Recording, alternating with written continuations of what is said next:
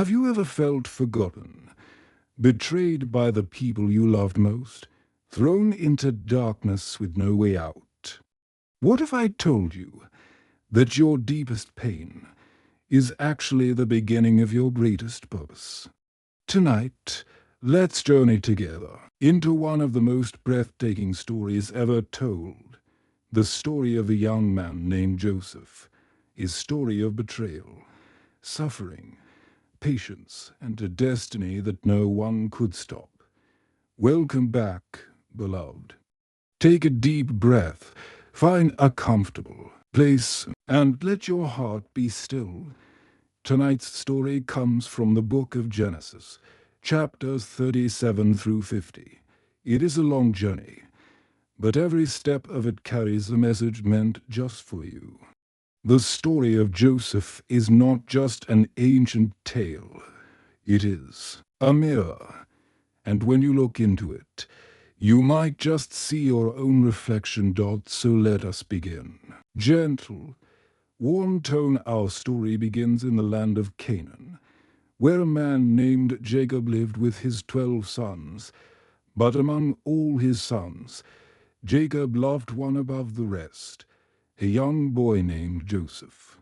He gave Joseph a beautiful coat, a coat of many colors, a symbol of his love and favor. And Joseph was a dreamer. One night, Joseph had a dream. He saw the sun, the moon, and 11 stars, all bowing down to him. He told his father. He told his brothers, and that was the moment. Everything changed. His brothers burned with jealousy. Who does he think he is? They whispered. Does he think he will rule over us? Hatred grew in their hearts like a slow fire, and Joseph had no idea what was coming. Tone becomes slightly heavier, but still calm. One day, Jacob sent Joseph to check on his brothers who were tending the flocks far away. Joseph walked towards them with an open heart, not knowing that his brothers had already made a plan. When they saw him coming in the distance, they said, "Here comes the dreamer. Let us kill him." But one brother, Reuben, said, "No, do not shed his blood. Throw him into this pit." And so they did. They grabbed Joseph, stripped him of his beautiful coat, and threw him into an empty pit in the ground. And then they sat down to eat. Can you imagine that? Their own brother was crying out from a dark pit, and they sat down to eat a meal. But God was watching. Soon, a group of merchants passed by on their way to Egypt. And the brothers made a decision that would change everything. They sold Joseph for 20 pieces of silver. Joseph was taken away in chains, looking back at the land of his father, not knowing if he would ever return. His brothers took his coat, dipped it in goat's blood, and brought it to their father Jacob. "We found this," they said. "Is this your son's coat?" And Jacob wept. He mourned for days. He said, "I will go to my grave grieving for my son." Meanwhile, Joseph arrived in Egypt, alone, a slave, forgotten. Also it seemed. Calm and steady tone in Egypt. Joseph was sold to a man named Potiphar, an officer of Pharaoh, the captain of the guard. Now here is where the story gets beautiful. Even in slavery, Joseph did not give up. He did not grow. Better, he worked with his whole heart. And the Bible tells us something remarkable.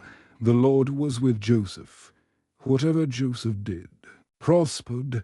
Potiphar noticed, and soon Joseph was put in charge of everything in Potiphar's house. For a moment, it seemed like the clouds were lifting. But then another storm came. Potiphar's wife lied about Joseph. She made a false accusation. And Joseph, innocent, faithful Joseph, was thrown into prison, betrayed by his brothers, now falsely accused, now in chains again. Have you ever felt like every time things got better, something knocked you down again? Joseph knew that feeling, but even in prison, the Bible says, the Lord was with Joseph and showed him steadfast love. Even in the darkest place, he was not alone. Inside the prison, Joseph met two men, Pharaoh's chief cupbearer and his chief baker. Both men had dreams they could not understand. And Joseph said something beautiful. Do not interpretations belong to God? Tell me your dreams. He listened. He interpreted. The cupbearer would be restored to his position in 3 days. The baker would not survive. Both came true exactly as Joseph said. Before the cupbearer left, Joseph made one simple request. Remember me, mention me to Pharaoh. Help me get out of here. But the cupbearer forgot. To full years passed, 2 years of silence, 2 years of waiting, 2 years of wondering if God had forgotten him too. But God never forgets his children, and the moment was coming, closer than Joseph could ever imagine. One night, Pharaoh, the most powerful man in the world, had two dreams that shook him to his core. 7 fat cows devoured by 7 thin cows. 7 full heads of grain swallowed by 7 thin ones. None of his wise men could explain it. And then the cupbearer remembered. I remember my faults today. He said, there is a young Hebrew man in prison who interpreted my dream perfectly.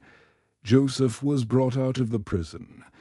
He was cleaned, dressed, and brought before Pharaoh. Pharaoh told him his dreams, and Joseph said calmly, it is not in me.